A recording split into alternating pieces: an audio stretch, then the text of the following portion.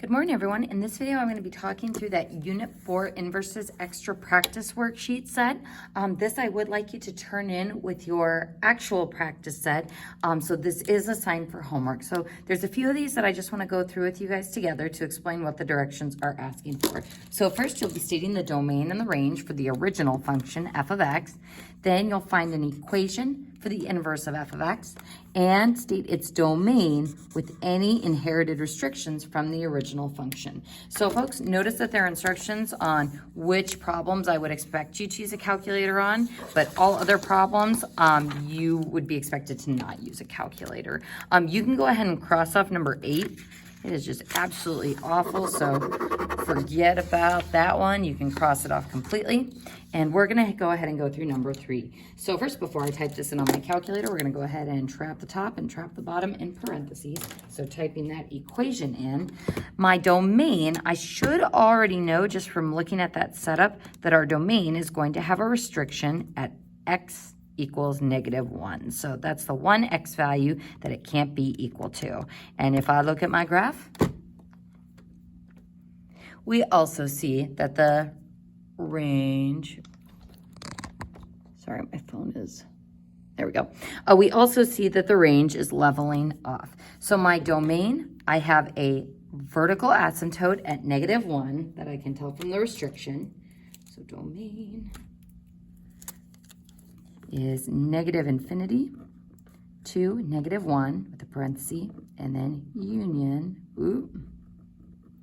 what a terrible union, -1, infinity. And again, I could plug in -1 and see that my trace feature is like, yep, you definitely don't have a value there.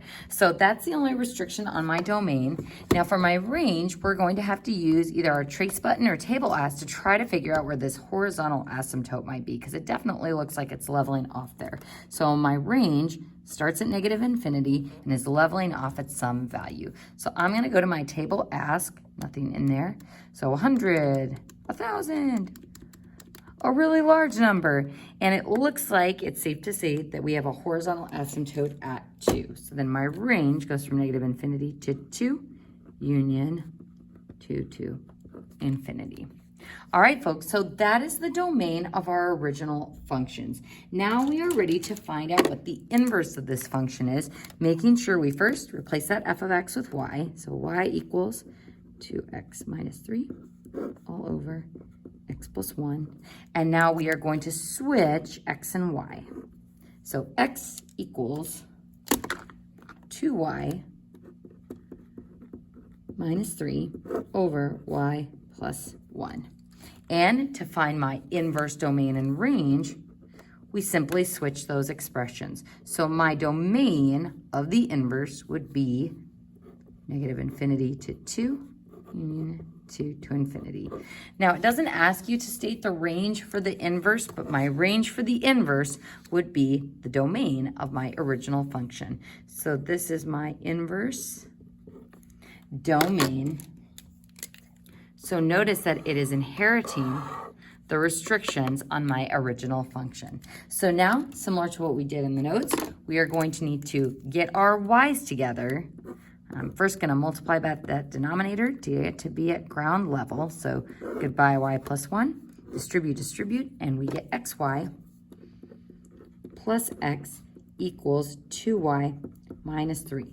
Now this one, we are going to try to get our y's on the same side, so I'm going to subtract 2y, xy minus 2y equals -3 minus x. And remember, to get these y's to be together, we factor them out like a GCF. So it's kind of weird, but that is how we turn this into a 1y equation that we can isolate. So now, to isolate that y, we're going to divide both sides by x minus 2.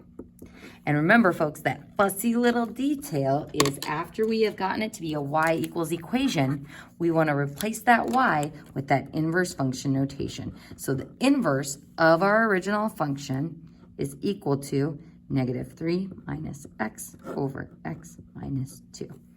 So we can see that this restriction matches my equation, but folks, it doesn't have to be that way. This happens to have the same restriction because of the denominator, but just like we saw with the quadratics and the square root, it can also inherit restrictions. So that gives you an example of one of the calculator ones.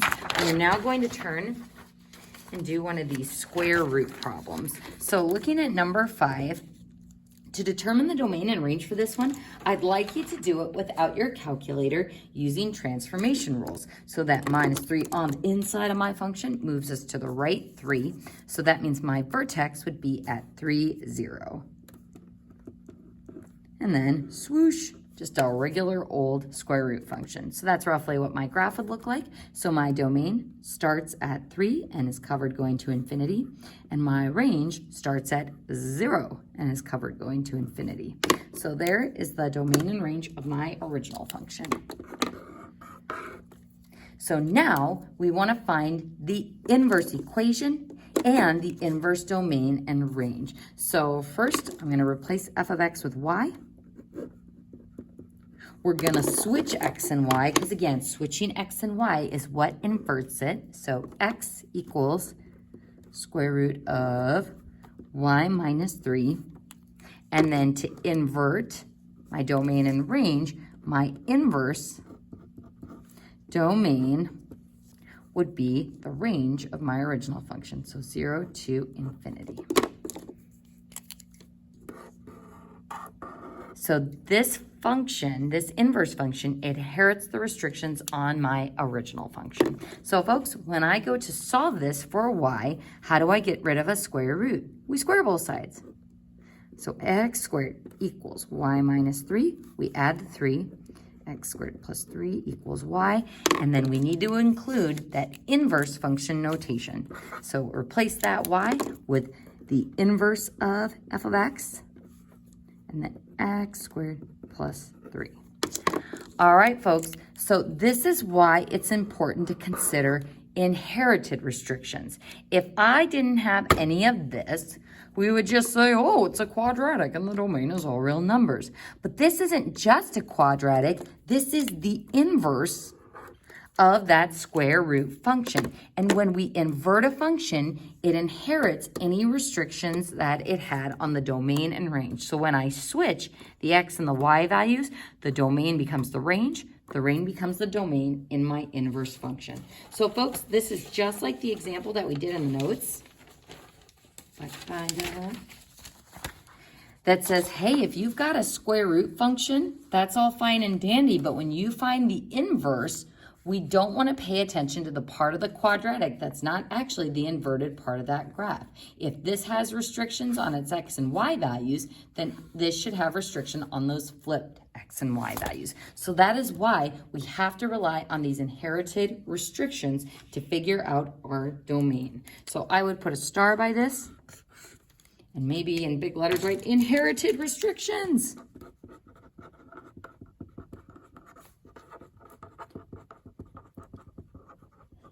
And that should be enough info to help you guys finish the rest of the problems on these 2 pages.